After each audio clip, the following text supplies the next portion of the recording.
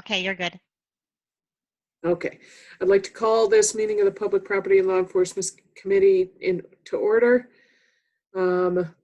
Is there any changes needed on the agenda? Seeing none and hearing none. We can move on. Public comments. Excuse me? Do we need an approval for the agenda? Oh, truth. Sorry. Don't we have to do a roll call first? Sure, we can. Yeah, Lauren we Negro, can do this. Here. Mike Berlin, Philomena Quebec, Ron Stendor, Here. Doreen Hannanen. Here. There we go. Did you hear mine, gals? Yes, Yep. we We did. did. Okay, Loud and good. clear, dear. Okay. Okay, then there's that whole agenda thing. So with the approval of the agenda, do I have a motion for that? This is Doreen. I'll make a motion to approve the agenda. Ron, second. Motion with Doreen, second with Ron. Any discussion? All those in favor, please signify by saying aye. Aye. Aye. Aye. Opposed? That motion carries. Okay, now we're to public comments. Is there anybody, I don't see anybody online that is public. And I see Philomena is joining us. There we go. And there's nobody there? No. Okay. There we go. Everybody's got to get used to somebody being at 5. Okay, we can go beyond that, and the minutes are next. Did everybody get a chance to glance through the minutes? Any changes? Otherwise, I just need a motion to accept them. Ron, make a motion, we accept the minutes. Ron's the first. Do we have a second? Doreen, I'll second. Doreen's a second. Any discussion on the minutes? Seeing none, all those in favor of them passing the minutes, please signify by saying aye. Aye. Aye. Opposed? Minutes are approved. Next is the jail population numbers, and that looks like Tony. So I don't think, is Tony, are you there? Tony's not on. Tony won't be here today. This is Brian's upkeep. Okay. You can go ahead, Brian. Thank you. We have 33 for jail population, 28 males and 5 females. And then also we had a count of 15 Caucasian, 17 Native American, and 1 African American.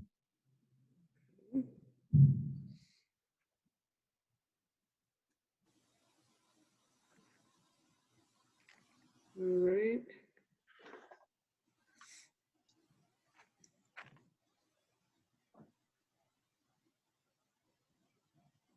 Laura, Chairwoman,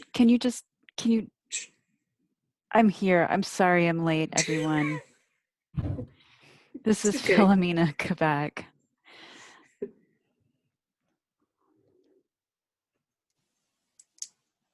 Did you have something that, or just you wanted to say that? Nope. Okay. I appreciate the report. I'm now,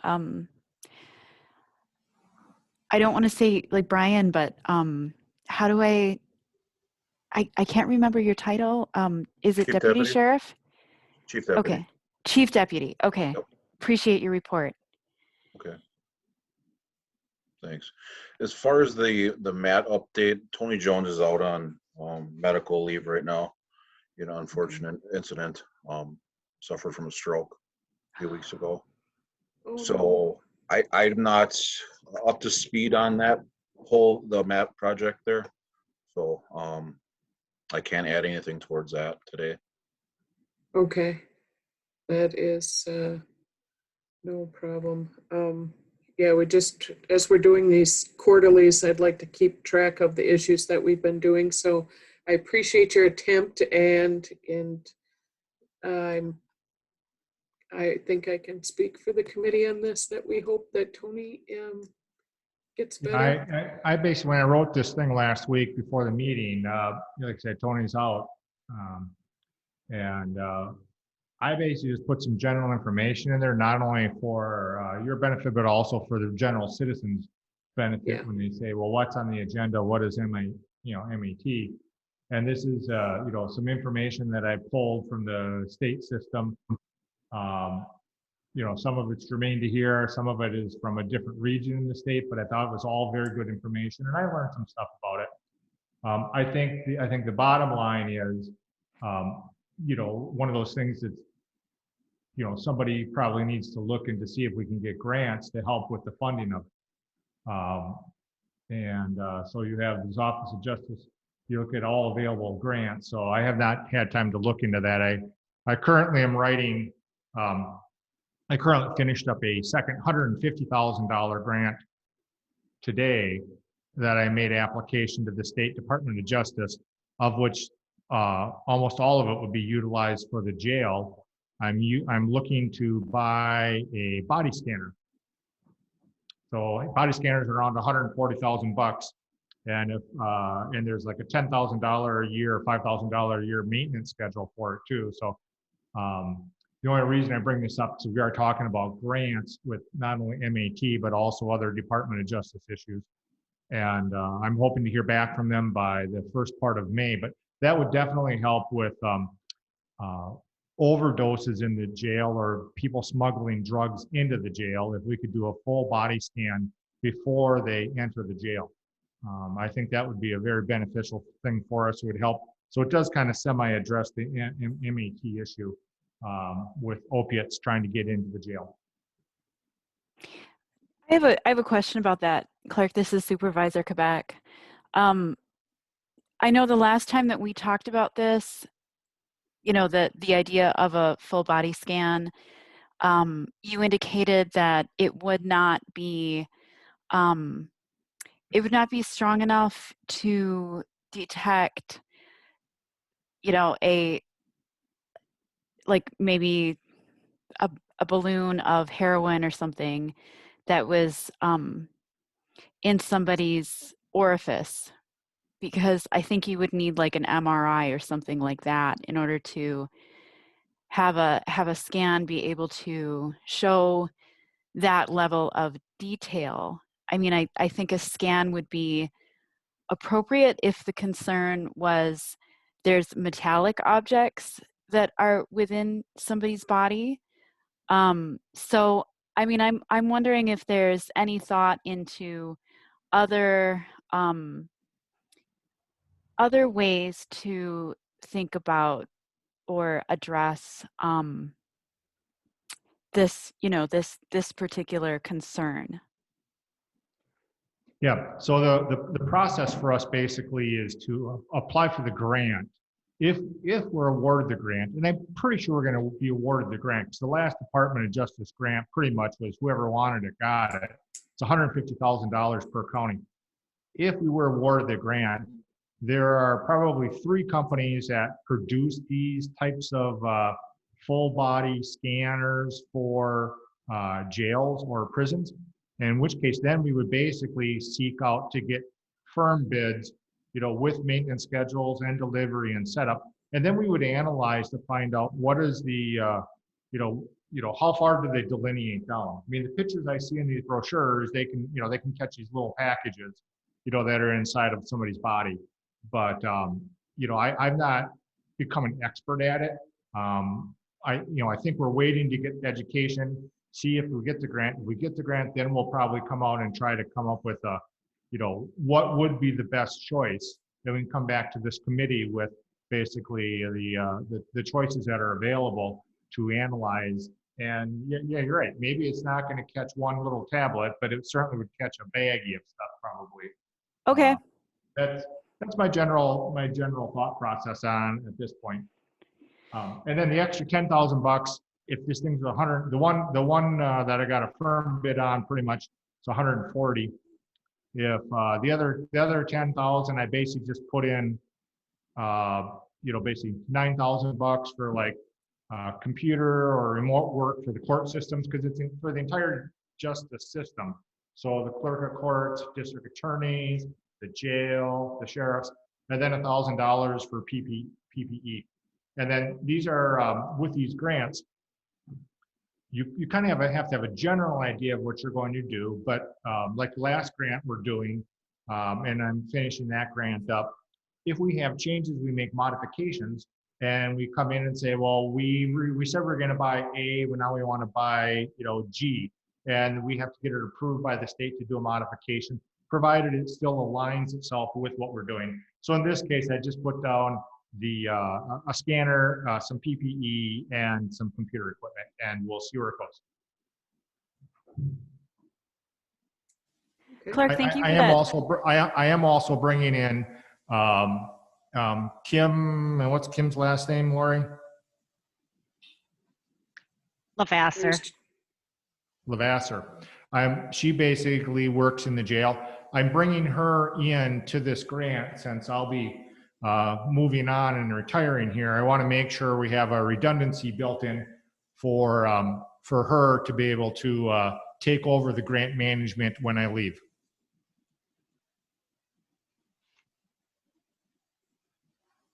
Just Maybe, on yeah. on the MAT part of it, this is Supervisor Quebec again. It's my understanding that, and this is kind of through the grapevine, so I haven't confirmed it with Lieutenant Tony Jones, but it's my understanding that the Ashland Jail is participating in a research study that provides some level of technical assistance in implementing MAT within the jail. And this is through the, I believe it's UW-Madison. And so, hopefully there is, as part of that study, some work that they're doing to address these funding issues. And I would imagine that that's part of it. But, we can certainly get clarification from Lieutenant Jones at the next meeting. Yeah, and if we get if we get some more information, we'll just send it out via email to the committee, because we really didn't have a real good staff update on this, so we apologize for that. It's understandable with this situation, so. Is there any more on the MAT issue with anyone? Any questions, anything? Okay, the domestic violence officer funding issue. And I did not have any more updates for that. I did reach out to Chairman Wiggins to find out about that, but I was not able to get any information on that, so I have no report. Okay, it's just another thing I'd like to keep tabs on. That one was a bigger piece of funding for an officer, and that position is very important, so I thank you. Yeah, we haven't taken any, we haven't taken any action due to lack of funding. So we haven't said we're going to cut the position in half because we don't have half the funding. So we're still hoping that we can get funding for that, for the half of it that comes from Bad River. Yep. Any other questions on that? All right, we can move on to the fee schedule for the recreation officer. Okay, so this is for the Sheriff's Department, and what we have is in your packet. This came from Bruce. You can see these. We have both hang on, I know this makes people dizzy. So we have an ordinance that was adopted basically last September. And on the ordinance numbers, you can see how this is one of the projects we're working on, is trying to get ordinances lined up into title, verses, and chapter. That's something I want to really, if I can't finish it before I leave, I want to at least set you on the path to get it lined up, so it's set up just like an ordinance book. And so what we're working on, and Lori and Max are working on, is taking all of our ordinances and then basically lining them up into title, chapter, and verse. And then we'll basically Hopefully this fall sometime, the county board will adopt a ordinance book, what will have all of the ordinances in the county lined up. It'll just make it easier to find things. As you know, right now, the ordinances are on the website listed by year, which can make it difficult to know what you're trying to enforce and is there an ordinance or not an ordinance. And I find it less than useful. So we're working on that. So given that this ordinance here, if you look at the number instruction the county's been using for 50 years, you have 009 is the month, and you have, of course, the year, and then you have the number within the year of that. And so this ordinance was adopted, and it's basically designating all trained vehicles and utility trained vehicle routes and regulating the operation of all trained vehicles and UTVs in the County of Ashland trunk highway system. In addition, there is a county forest ordinance, which also addresses the utilization of ATVs, UTVs, and snowmobiles on county trails in our forest. So both these are basically ordinances which are enforced by the sheriff's department. And we have a rec officer. And so the issue has come up, which is what my write-up is about, is in order to facilitate again, revenue generation within this for Bruce to issue tickets, we have to have a, an ordinance, a fee schedule basically. And how did we derive that? So you just can't come out and say, I don't like the way you look, or I don't like Polaris's, and you get a $300 ticket, versus Skidoo's. And so what we're doing here is this committee will forward this to the county board, and I'm almost stretching my base of knowledge on what we're doing here, but we're going to take this and we're going to adopt this ordinance, which will have how is the fee schedule attained, so it's not arbitrary. So you have your forfeiture fee, and then you have all the add-ons. You have clerk's fee, surcharge, jail surcharge, and these are all things that came from the state government. When you issue these things, the state says, we want this, we want that, we want this, and they just keep adding these things on. So that's how you end up with these total ticket prices on the other side. And so we basically have the county road operations, county trunk highway fines for operating, and these are your ATV, UTVs, so speed limits, underage, operating single file, so whatever. So these are what he would enforce there. And then these would be he also would do the enforcement on our county forest lands. So these are, are you illegally camping? Are you firearms? Again, there's ATV trespassing, past posted use, hunting stands. So this is basically what we're doing. So we're basically codifying what we want the rec officer to be able to enforce, again, in order to bring in some revenue when we end up doing this. And that's really about all I know. That's as far as I can talk about it.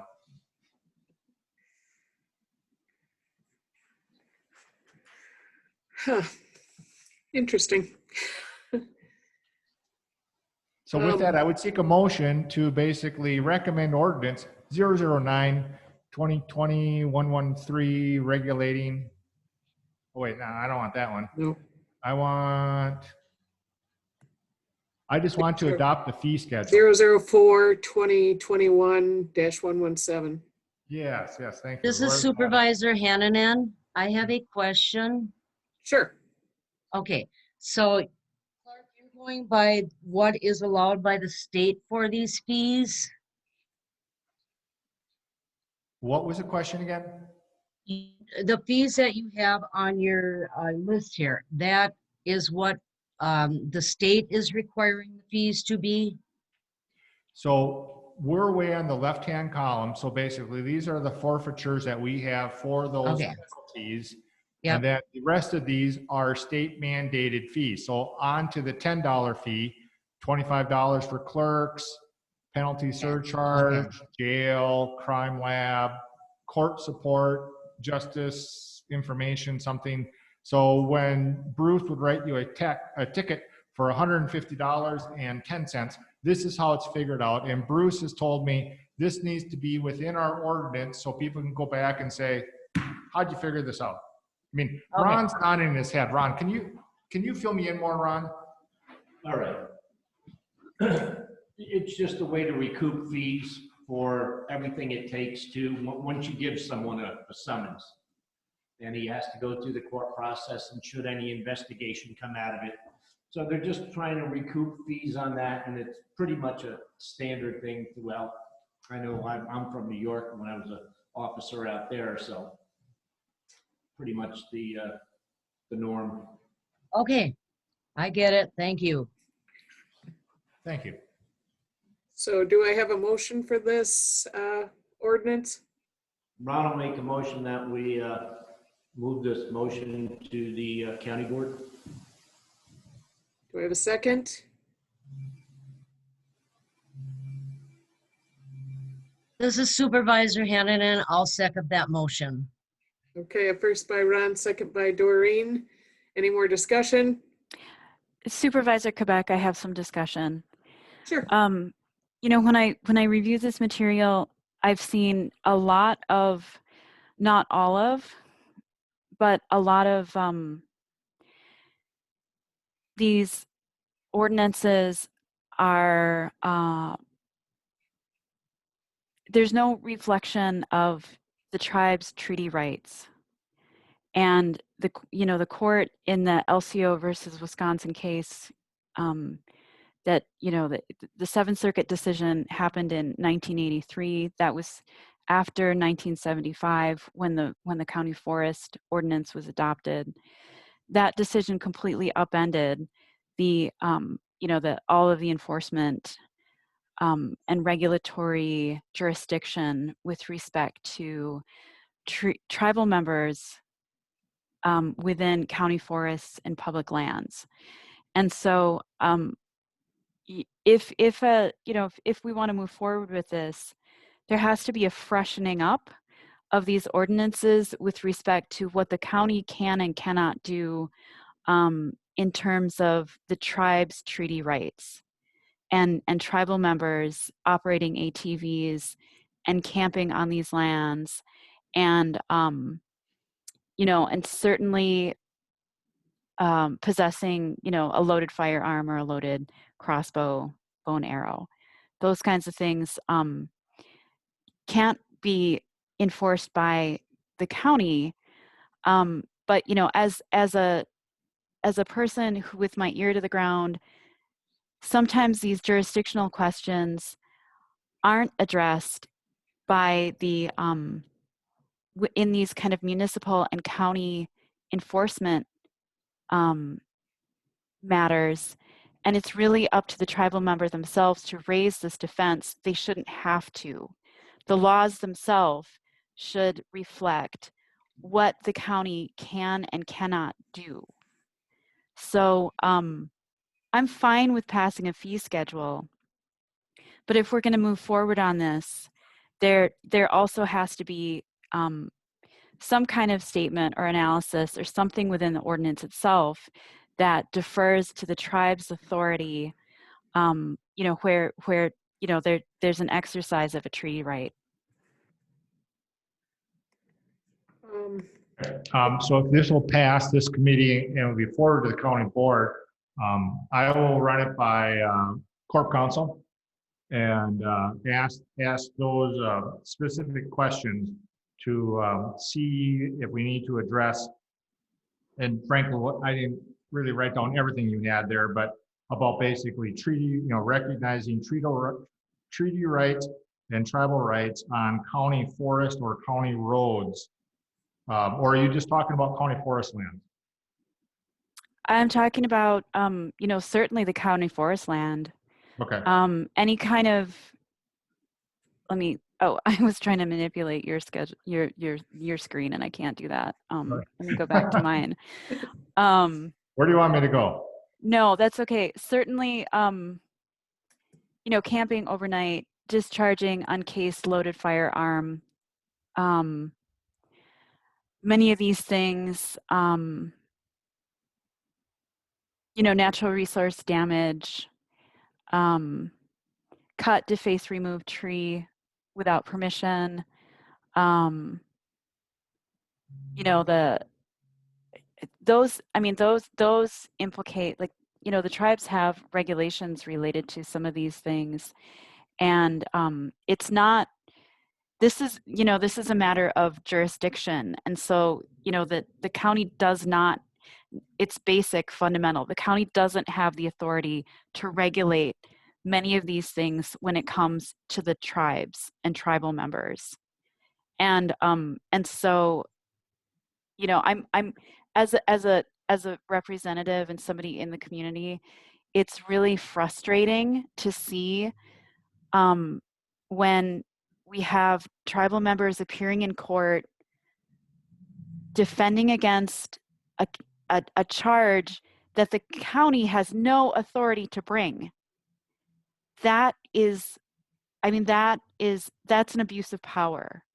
And you know, if we're going to move forward with, you know, cleaning things up and putting things all in the right place, this also must be addressed. Philomena, would you mind sending me an email? Yeah, of course. Yeah. Of course. Yeah, why Be don't you happy send to. me an email so that I make sure I'm going to be, because max costs $200 an hour. I want to make sure that we're asking the questions Right in an question. efficient manner. Because if I start rambling about what I don't know, you're spending money just to educate me, and I'm not very trainable. At least my Happy- wife says so. Happy to help out there, sir. No problem. Okay, so your basic concern is that these fees and get put on someone who is exercising their tribal rights. Yeah, I mean, I think I'm happy to move forward with this, and I'll approve this motion. But let's just keep a tab on it, because there's some people that the fee doesn't apply to. And we should just be cognizant of that as this you know, project progresses. Good point. Okay, is there any more discussion? All right, all those in favor of passing ordinance 004 2021-117, please signify by saying aye. Aye. Aye. Opposed? Did Ron say something? Yes, he did. He said Okay. aye. It was probably all those female voices in my ears. It's okay. I just wanted to make sure. All right. So that motion passes. And actually, I just see that our rec officer, Bruce, just joined us. Are you there, Bruce? Oh, he's connecting. Oh, he's trying to connect. There we go. Bruce, are you there? Can you hear us?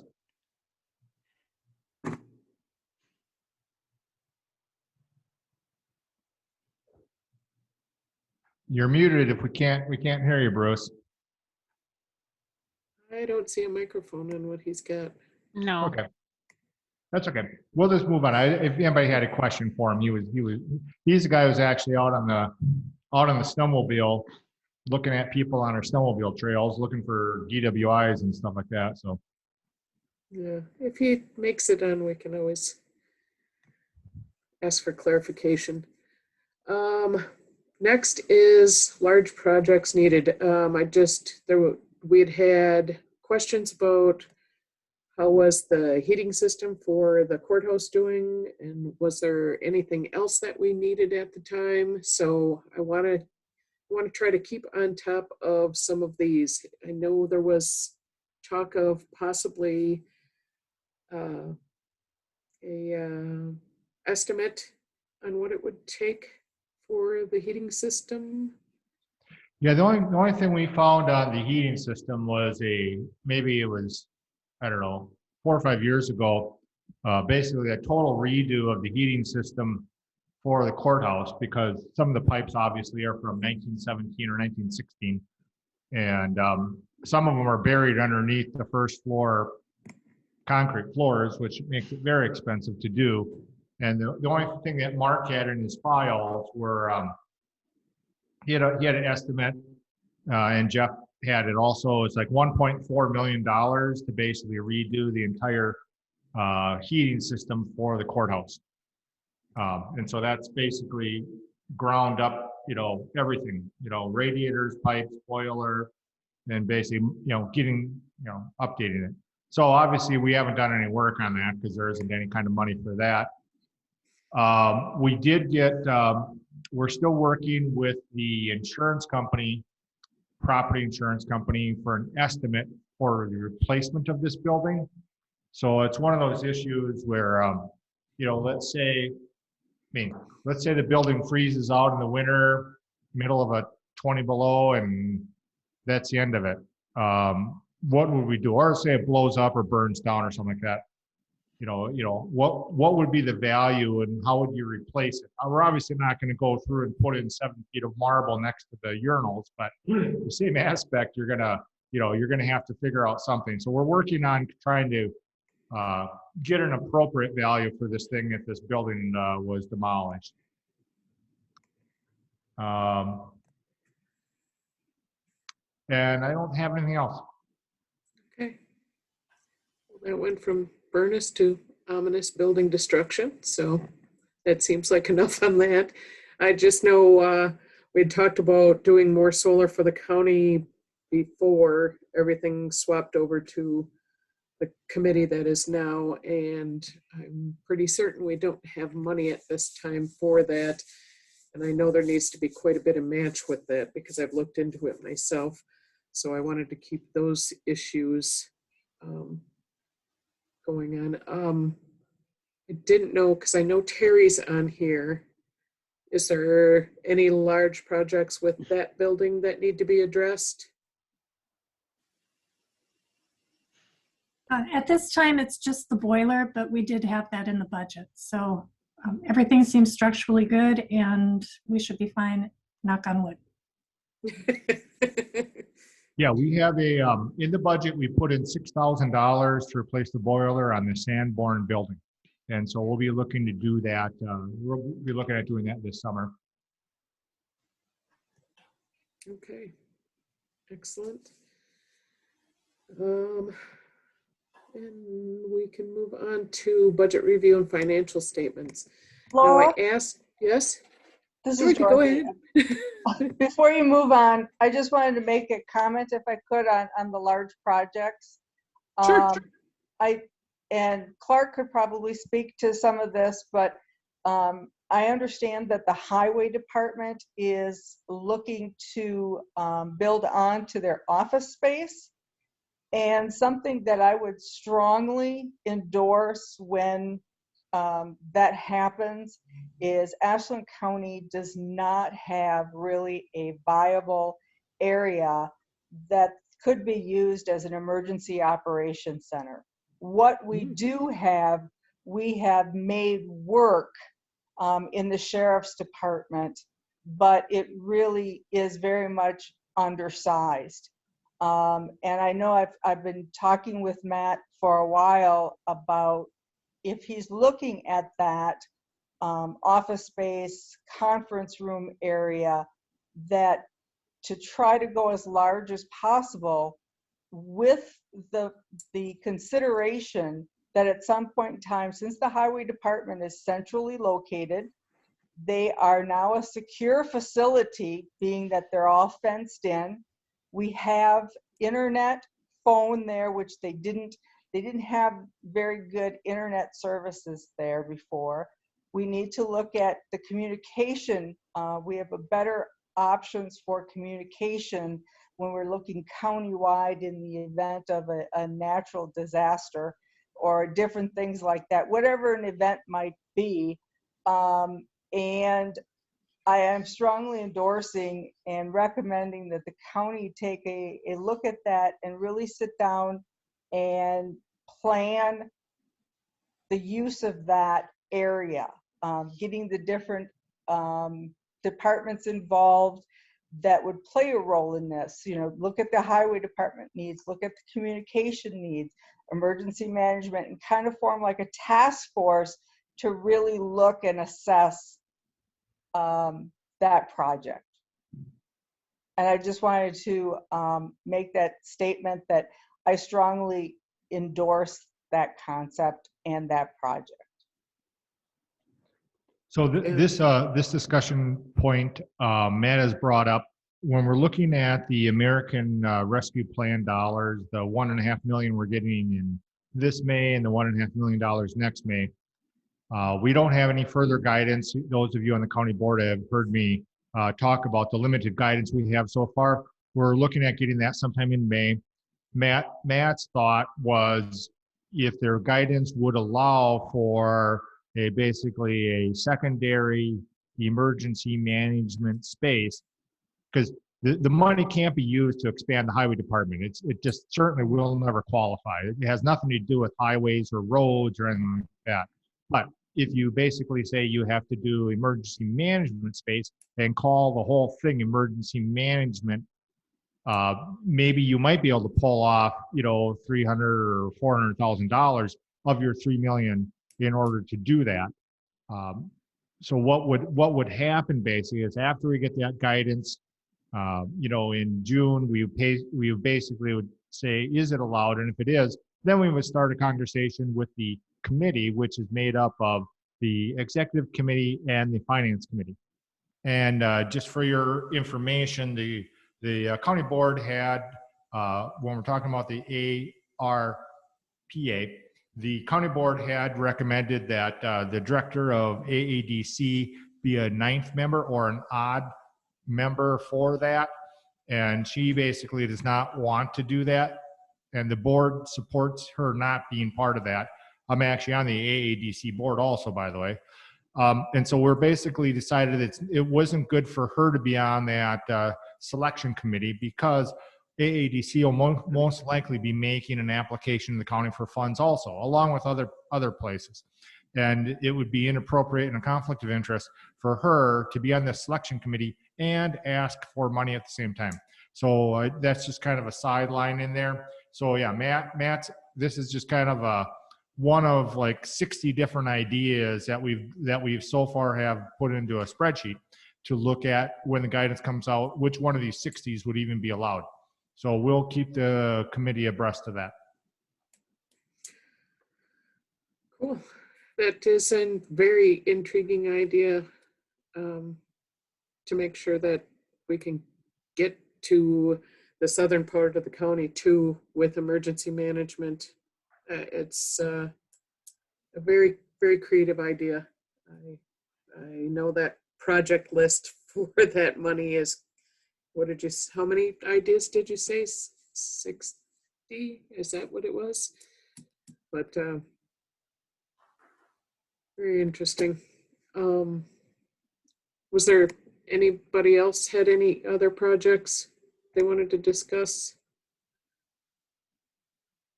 Okay. Then we can move on to the first quarter financial statements.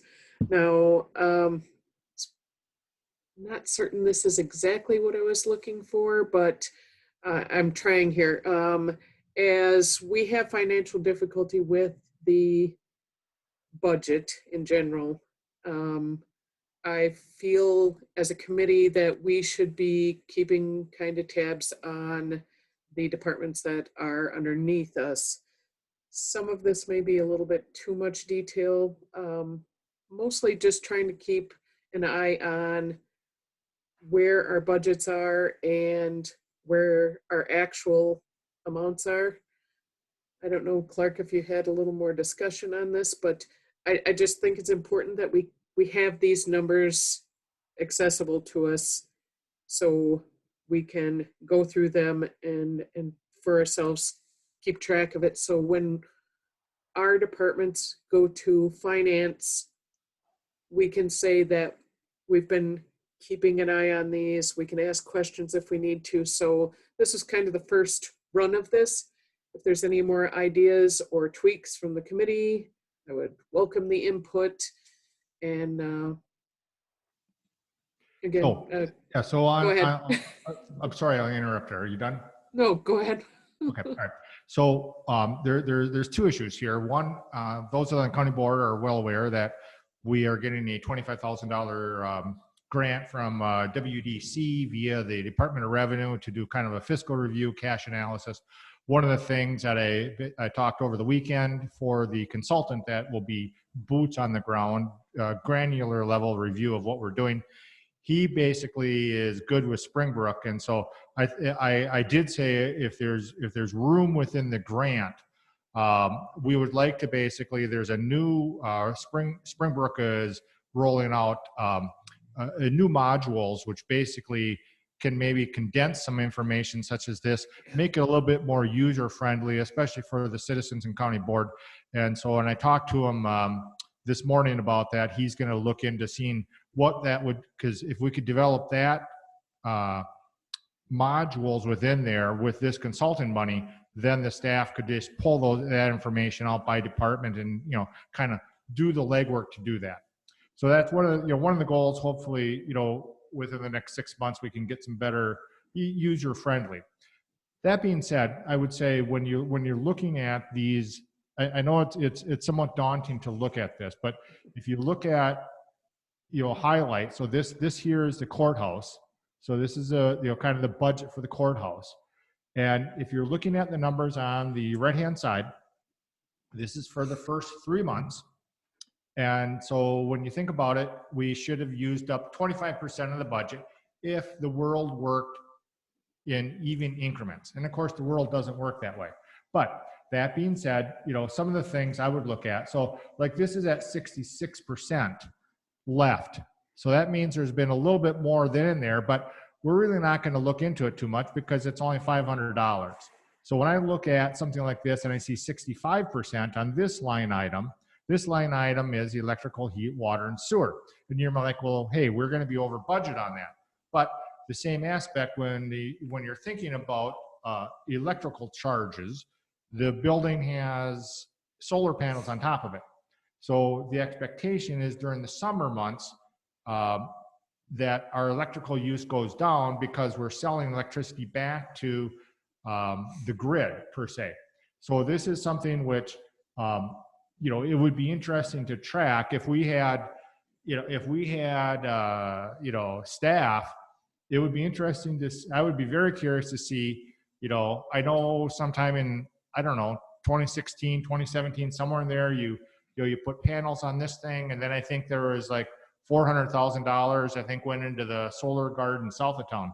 I'd be very curious to put that into a spreadsheet and then pull all the bills for the last 3 years or however long they've been activated, and then find out, are we actually making a payback of whatever it is, 20 years? I don't know. Bayfield did a nice job of that. I did see their report, but it takes a lot of staff time and we don't have anybody to do it. So it's just something on a wish list at some point people can think about. So when I go through here, so then you're looking, so here, then you get to the bottom of this and you have your kind of your layout, courthouse, 135,000 and you're at 77%. So when you look at these, that's, even though it looks daunting, you go through and here's your emergency management. So this is, Dorothy basically in her budget. And you can see overall they're at 77%. When you look at aids to county with Indian reservation, so this is there's money coming in and then money going out, and that's about all I know about it. So anyway, so that's there. I know it's very simple accounting. Money goes in and money goes out. So are you following me? Okay, Philomena's got it. All right, you got central dispatch. So in this case, you can see we have some budget items where we're, we've used up a little bit more than 25%. But some items are yearly expenses. So sometimes we just pay something in, once a year, and, and it just ends up being that way. But again, overall, when you look at central dispatch, you're at 77%. So even though individual line items may be slightly off from your 25% utilization.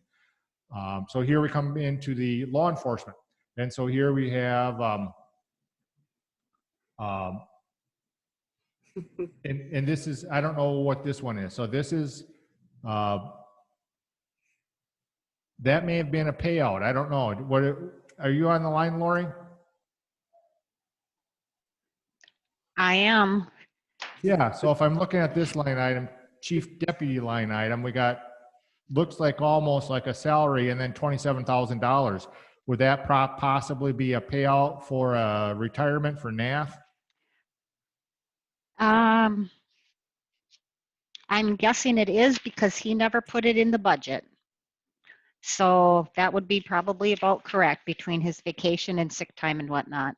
Yeah. So again, you're just looking for pattern recognitions. You don't normally buy anything that's the same amount every other week, and all of a sudden you got $27,000. So this is something we would probably look into, figure out what was that, because it just stands out to us where we're basically have used up, you know, basically 70% of that budget. And Just so tell Brian he doesn't through- get paid for the rest of the year. Yeah. Sorry, Yeah. Brian. He's on the line. Sorry, Brian. That's okay. You're screwed. Yeah, it would have been a payout for Jim Nath. Yeah. So that's something that we would just look at. So we look at, we just kind of look at these things. We don't spend a lot of time looking at things that are like $2,000 and have that, because it takes staff time just to look it up. We're looking for big numbers and we're looking for differences. And again, when I'm looking at the law enforcement, I'm looking at the facilities, it comes up here, you know, we're at 77%. So again, yeah, there are some areas maybe we've overspent and there's some areas we've underspent within the law enforcement division, but overall, you're doing fine. Now we're going into the building itself, and you'll see the same thing here with heat, water, and electrical. You got $55,000 budgeted, and we've used, you know, 35% of it versus 25%. Now we're hoping that that would work out in the, you got Excel Energy in there, and we're hoping that that evens out in the summertime when we have less electricity. And so overall, they're at 68% for the building itself. So there's a, you know, 7% more utilization within that budget, of which probably this is a bigger piece. This you know, 55,000 out of 158,000 is a third of the budget.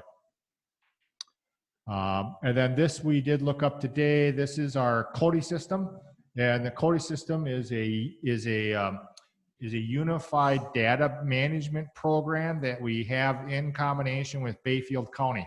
The computer actually sits in Bayfield County, and so, and Brian, you'll correct me if I'm wrong on this, but when we basically do like a wants or warrants or a search for somebody, it goes into this CODI system that pulls all that information. We basically, even though we budgeted $44,000, there was one check that went out for a yearly software hardware for that combination, and that should be up in this line item. And then we have a monthly maintenance fee on that. So even though you're at 50% on that, we think that's pretty much online. And Brian, can you fill in a little bit more about the CODI system? Yeah, it's just our database. It's our record keeping system for all our reports. Yeah, and any time we have contact with a person, their name gets entered in there. If they do have a warrant, our dispatch will usually add it within the system. But for the most part, it holds all the records for most of the agencies in Ashland County and Bayfield County. So just for my own edification, so the CODI system is run by both the Bayfield and Ashland County. But what about people who are not from Bayfield or Ashland County? How do citizens you run across from Sawyer County and Iron County, what happens with them?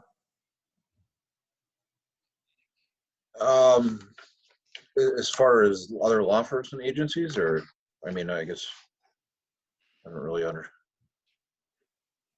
You mean just run into anybody in general, you're saying? Yeah. I mean, they automatically get entered in their computer if there's any contact made. Okay, so everybody gets entered in regardless of where they could be from Minnesota, they get entered into the system. Yes. Okay. All right. Okay, so that's CODI. And then we end up down in the jail here. And so here again, we're looking for large numbers, part-time salaries. So this is something we probably would look into because we budgeted 5,000 and we've used 14 so far. And I don't know, Brian, if you have any information on why we're off on part-time salaries for the jail? I'm not sure why the difference. I know we're short-staffed and we're utilizing, they're filling a lot of shifts right now. Right now, we have 2 positions open and then without any applicants. So some of these part-timers, I would expect we're filling in more. Yeah, and so when you can kind of see this, so this next line item here, correctional salaries, you're at 81%, which means you've underutilized your regular salaries, but you're overutilizing part-time, so that you can probably assume the fact that we have openings that we can't fill, we can't get people to come into work, and therefore you're gonna use part-time people. So that kind of makes sense there. Thank you. Yep.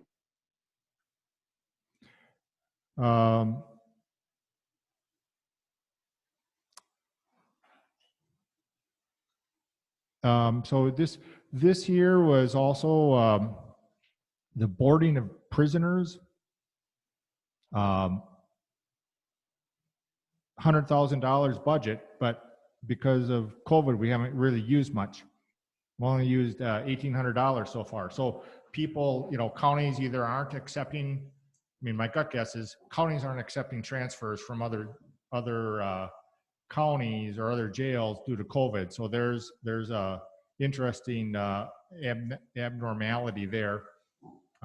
In addition, we basically the nursing here has had a little bit more than the 75%, but this line item here could be certainly a lot higher given a pandemic. So I think I'm very happy to have only a 10% utilization over on that particular line item. Inmate emails. And so again, coming down to the bottom for the jail, there you got 79%. Again, you're within there. Bad River Patrol, for those of you who, we basically have a contract. So we do the policing on the reservation. And so they pay us so much money per year. And then we provide deputies out there, and we're within budget on that.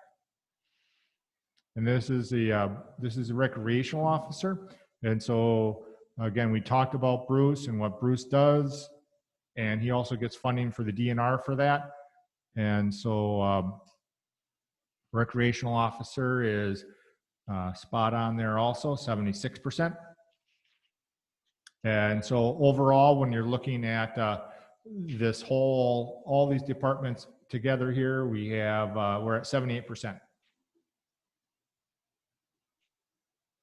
So, like I said earlier, the information's there. It's just not very fun to read. It's not very enjoyable, except for Laura. But she's unique, and I'm sure she enjoys it. But the rest of us don't. And Well, I think this is important for us to be familiar with the budgets that we oversee, because when the departments have extra expenses, or as we talk about raises and different things, or different projects, if we know what our budgets look like, we will be better informed to know which projects we need to take on and which ones we don't. I'd like to have a dashboard for this, and I realize it's going to take, our magic financial people that are going to come out of the woodwork with the $25,000 and their experience with Springbrook. But like I said, I think it's our duty to keep an eye on these things, to look for those outlying numbers. Why was there the $24,000? Well, it was because of, the payout. And it's an extra step in our responsibility or fiduciary responsibility to the people. So love me, hate me for it. Like I said, if you have ideas or thoughts on this, I definitely would welcome all of that. And if you have other ideas beyond this too, I'm always open to anything extra. This is as a committee, we oversee these certain things, and I think we should be reporting to the full county board some of our things too, because it's our piece. If we're a county that's run by committees, our committees should be letting the full county board know what each is doing. So at the next county board meeting, I will go through a skeleton of this stuff, because everybody should know what we're doing in each meeting. So blah, blah, blah, lots of words. Everybody loves that when I do that, so. Otherwise, any other questions on any of this? Thoughts? You guys are so sweet. I appreciate it. I think Okay. I think we should be looking at this stuff. So thank you for taking the initiative. You're welcome. Oh, thank you. Laura, this is Dorothy. If I could ask a question. Sure. Regarding the financial, if I understood Clark correctly, maybe Clark can speak to this. You know, these budget sheets too are from my standpoint, and I don't know if any other departments have this issue, but on some of my grants, these are not very, when we have to provide the fiscal justification for the money spent, these sheets and our system that Ashland County uses is not a user-friendly system. And I didn't know if there's if the county, if this process that's being assessed is going to look at another way of being able to navigate this, or I hate to use the word manipulate, but basically somehow use the data and create it in a format that allows us to use it more user-friendly in our grant systems. That is, I am so glad you said something about that. I know this system has been, there's more ways to use it, and I'm hoping Clark is taking notes on this. And so when we have our experts in, maybe they have an idea of how to make it more useful for those situations also. I know there's tons of functionality in this, and then it is one of those you pay for each piece kind of thing, as with everything with government seems. But thank you very much for speaking out about that. Clark, you got that on your honey-do list? Well, I won't be able to get that done in time, but we face the same. I'll leave you with this little nugget that we figured out at St. Clair County. We struggled with the same thing. A lot bigger budget, $100 million budget. And what we ended up doing was we ended up doing a brand new, it's a 2-year project, chart of accounts. And so when you look at these account numbers here, right here, this account number, we ended up doing account numbers that were like, 16 digits long. And basically buried within that architecture was basically how to pull out things for grants. And you ended up creating room. So think of your Dewey Decimal System, and it's like you have to create spaces in between all these account numbers in order to pull up. And Dorothy had, what we're doing, I manage grants. Dorothy manages grants. What we're doing is we're basically keeping track of what we pay on spreadsheets. And then when it comes time for the quarterly reports, what happens is we take our spreadsheets and we take our copies of our invoices, and then we basically send it in. And that's, to get to the point where you say each individual grant and their space and all these numbers, it's a bigger project. and that was just our solution that we did at St. Clair County. I'm not saying that's the only solution, but that's how we figured it out. So yeah, it would be a good question to find out in the current architecture, is there a way to do this? One of the issues that I really struggle with,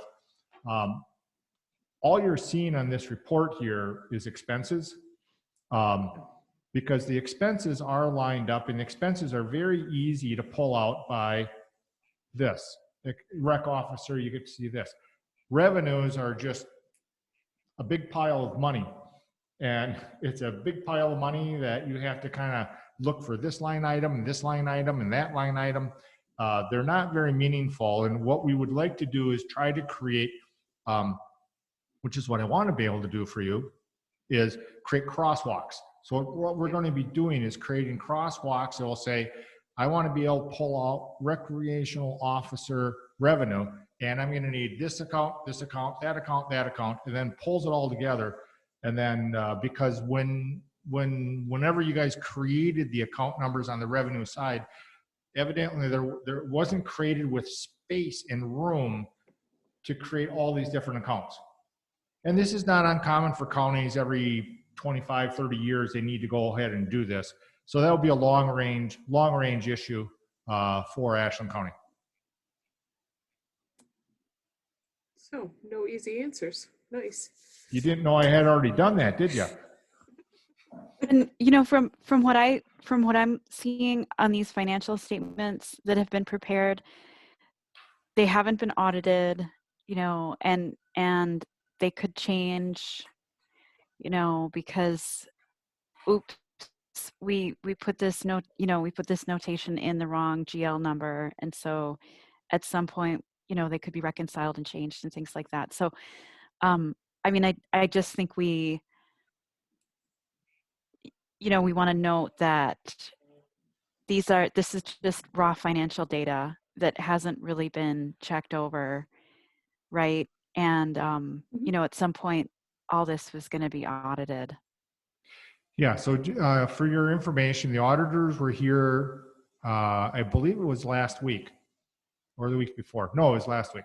And so what happens is they basically are looking at the 2020 information.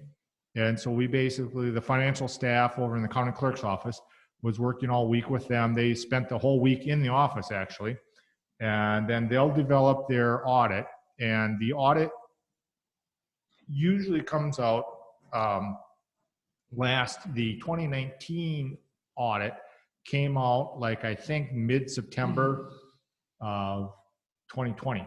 And so these audits are not super timely. They're more of a historical document that you look backwards and also find out where you're at. The issue we need to do is basically improve our readability and accessibility of our current financial system so it has more real-time information.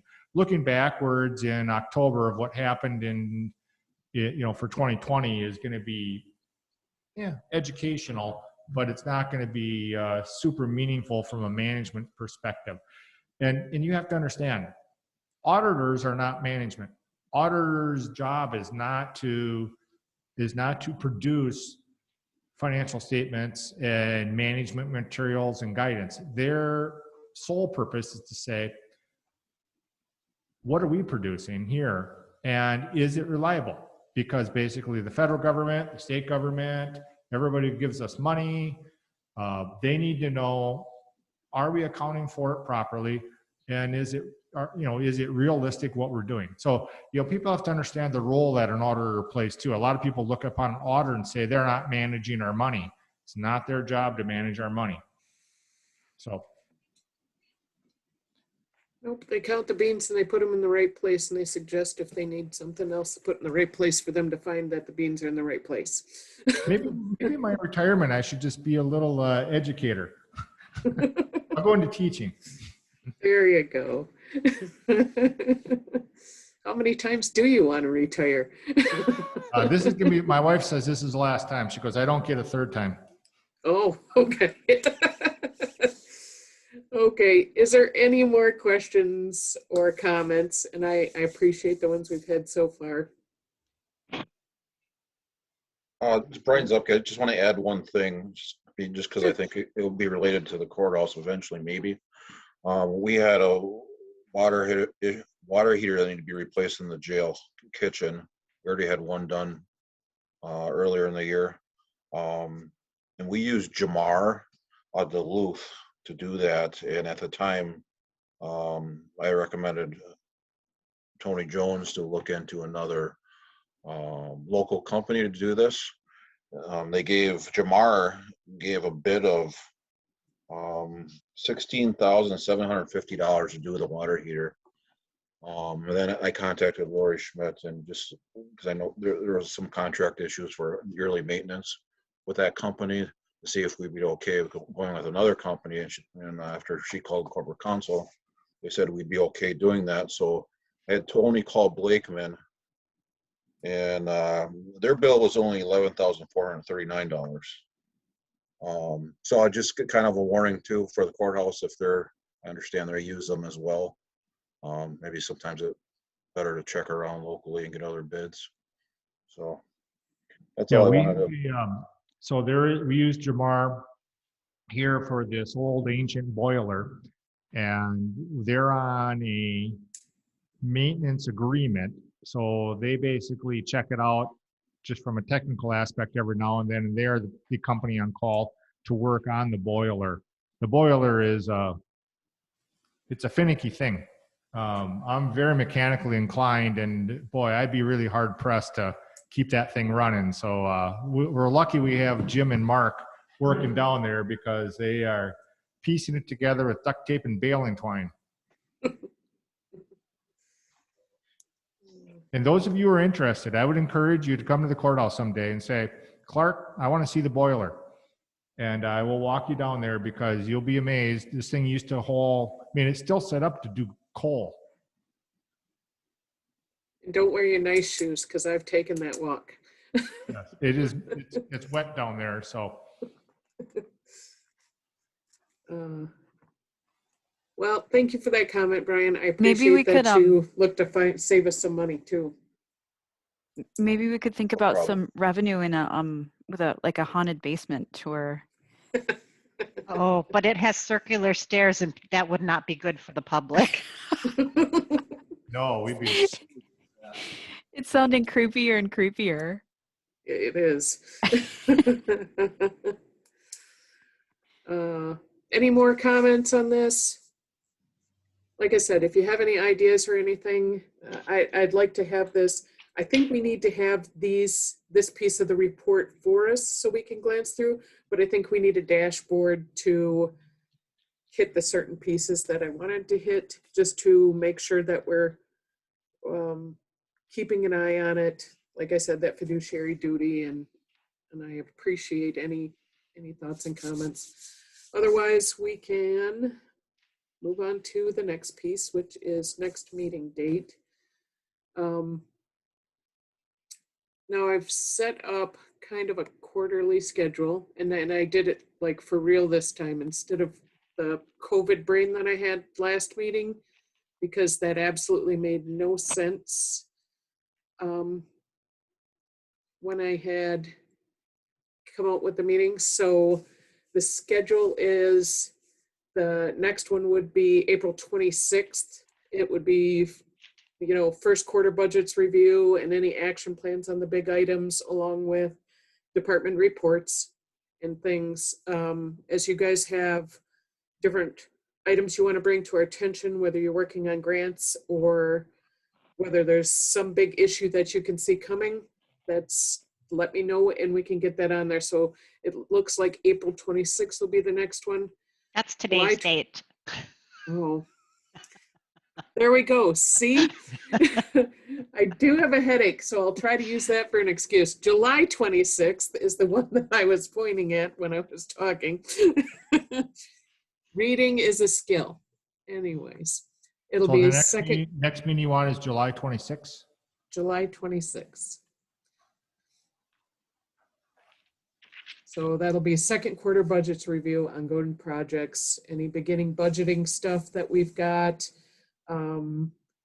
new possibly, so that way we are informed of any things you may want to be starting for next year too. We can get them on our radar. We can try to plot everything in and keep an eye on it and just fiduciary duty and try to help you guys out. You know, we can educate the other people on the county board if we have the details and you guys are keeping that eye out for us. So anything else? And I'm just looking for the magic motion. I'll make a motion, we adjourn. I'll second. On motion, we adjourn. Philomena the second. All those in favor, please signify by saying aye. Aye. Aye. Aye.